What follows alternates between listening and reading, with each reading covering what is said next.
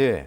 자, 일각에서는 총선이 끝나면 총선을 진두지휘했던 이재명 대표가 대표직을 내려놓고 새로운 대표를 민주당이 맞을 것이다 이런 관측을 했는데 이재명 대표 연임설이 솔솔 나오고 있습니다.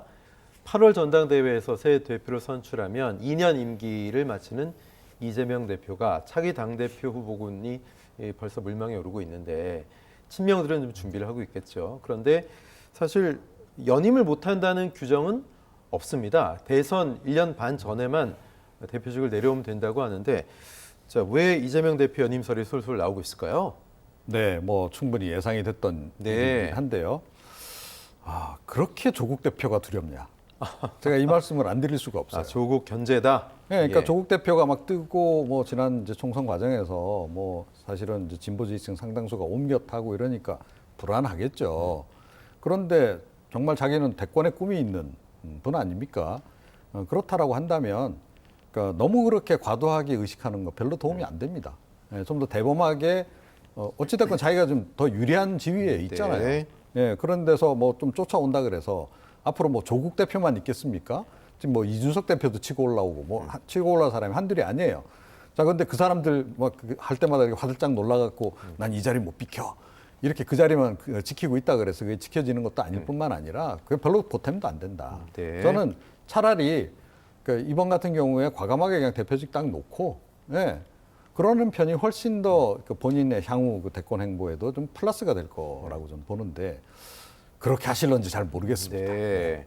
사실 이재명 대표가 지난 3월이었죠. 당대표 자리가 너무 힘들고 고통스러워서 억지로 뭐 시켜도 안 하고 싶다 이렇게 얘기했는데 조 교수님, 이재명 대표 생각이 좀 바뀔까요? 어떻게 보십니까? 고민 중일 거라고 생각합니다. 그러니까 아직 뭐 결정한 건 아닌 거라고 저는 생각을 하고요.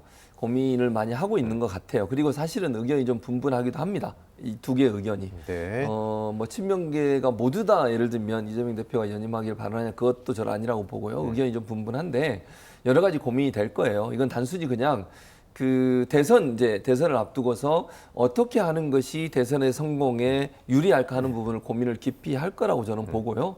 그런 차원에서 본다면 뭐 조만간 결정이 날 것 같긴 한데 일단 좀 고민을 하고 있는 것 같아요. 그러니까 지금으로서는 뭐 어떤 게 결정됐다 이렇게 얘기할 수 있는 건 아닌 것 같고요. 약간 의견이 분분해요. 말씀을 드리면. 그래서 뭐 친명이라고 다 그렇게 얘기하는 건 아니고요. 여러 가지 이 시나리오를 두고서 어떤 것이 본인의 이제 이재명 대표 입장에서는 대선 가도에서 어떤 결정이 예를 들면 대표를 계속 하는 것과 아니면 내려놓고 그냥 역할을 하는 것과 어떤 것이 더 유리할지 하는 부분에서 고민을 좀 하고 있는 걸로 저는 알고 있고 앞으로 조금 시간이 필요하지 않겠나 고민은 조금 더 있지 않을까 하는 개인적인 생각입니다. 네. 지금 이종훈 평론가 말씀하신 조국 혁신당의 조국 대표를 의식해서 좀 그런 생각을 하는 거 아니냐 이런 관측은 어떻게 보세요? 그러니까 의식이라기보다는 이런 수는 있죠. 예를 들면 대권 후보인데 예컨대 대표를 안 하게 되면 언론의 노출도가 상당히 줄어들어요. 네네. 그러니까 대표를 하게 되면 늘 언론에 노출이 되고 그다음에 직접적으로 어떤 사안마다 의견을 낼 수 있고 최고위원회에서 발언하고 이런 부분들이 계속 스포트라이트를 받고 또 의견을 묻기 위해서 언론들이 계속 따라붙잖아요. 그러니까 조국 대표는 계속 그럴 수 있죠. 조국 대표니까. 또 다른 대선 후보들도 그렇게 할 겁니다. 근데 이재명 대표가 만약 대표를 그만두고 이제 그냥 의원으로서만 역할을 하게 되면 그런 기회가 줄어들어요.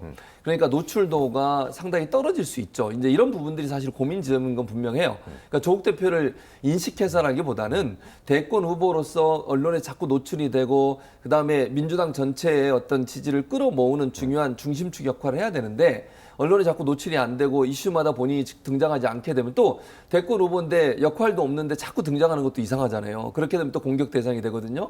근데 대표를 하다 보면 그건 당연히 해야 될 일이니까 하게 되는 거니까 이런 부분에 있어서 고민이 좀 있는 것 같고요. 그러니까 언론 노출도나 아니면 지목도 이런 부분들이 계속 끌고 가야 되는 상황인데 그런 부분이 좀 약화되는 부분은 대표를 해야 되는 하나의 명분으로 작동할 수 있다고 생각합니다. 네.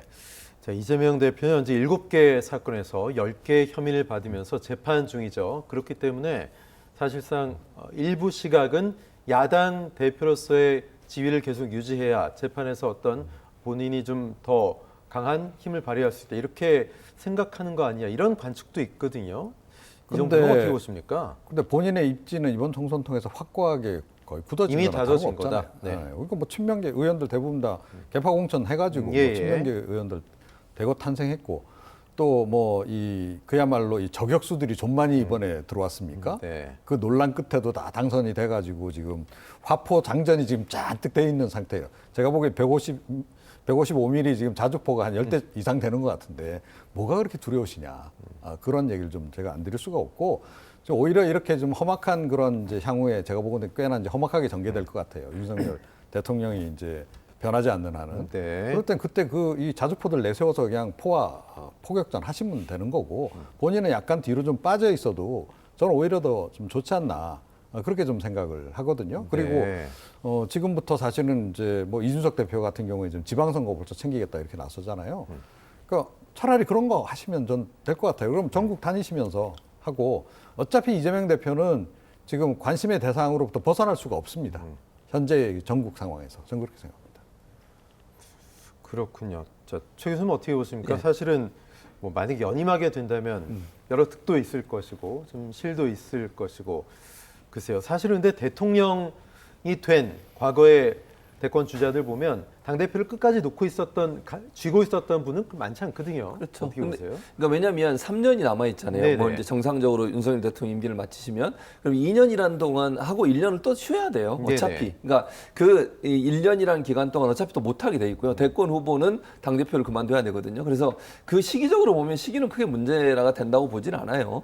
근데 이제 아까도 말씀드렸습니다만 이제 대권 후보로서 뭔가 사안마다 각을 세우면서 본인의 입지를 강화시킬 수 있는 구조를 가져가는 것이 도움이 된다고 생각할 수도 있고 또 한편으로는 그렇게 자꾸 노출되는 것이 도움이 될 거냐 그리고 너무 욕심을 내는 거 아니냐 이런 비판도 받을 수 있는 지점이 있기 때문에 거기에 대한 저는 비교 형량을 하고 있다고 생각합니다. 어떤 게 더 유리할 거냐 비판 지점과 본인에게 유리한 환경을 만드는 지점 사이에 고민이 네. 이루어지고 있다고 보여지고요. 그 고민은 길지 않을 걸로 생각을 하고 최고위원회에서도 그 문제 가지고 한번 논의가 있을 것 같아요. 전체적으로.